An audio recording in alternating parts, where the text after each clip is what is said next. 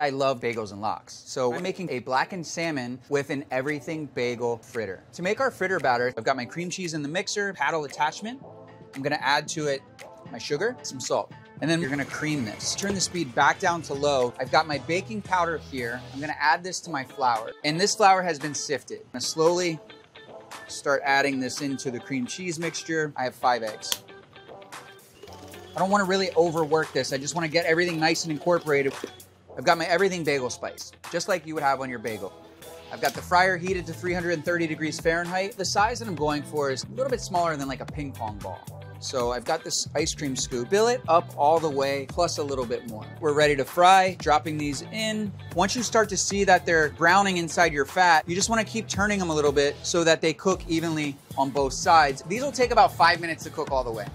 Paper towel lined tray to get all that residual grease, and then just hit them again with a light little dusting of salt. So we're gonna smoke some creme fraiche. I'm gonna season this with just a little bit of salt, give that a little mix. We're putting the creme fraiche onto a sheet tray. I'm gonna cover this in plastic wrap, and this is gonna create a little chamber.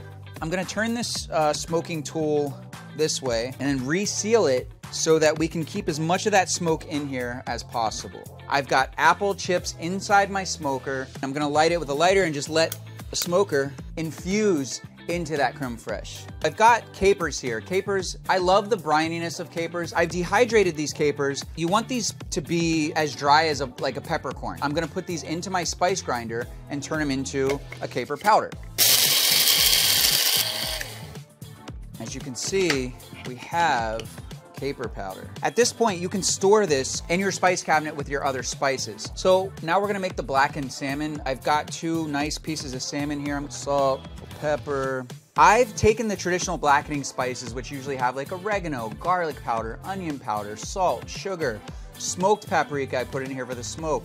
I've added to that activated charcoal powder because I'm blackening the fish. I might as well just blacken the fish. So we'll roll that around in the spice till it's nice and evenly coated. Medium-high heat. I like to use grapeseed oil when I'm cooking fish, just to start the sear. Gently just lay that fish in there. Let this sear for about 2.5 to 3 minutes on the first side. Then I'm gonna flip it over, let it sear another couple of minutes on the other side. I've got some butter here, nice and cooked. I basted it for an additional 2.5 minutes. Just grab the pea tendrils. You can break them up a little bit if you want to and just kind of drop them in there and get them nice and sort of charred. We'll season these with just a little bit of salt, not too much. Lemon cheek.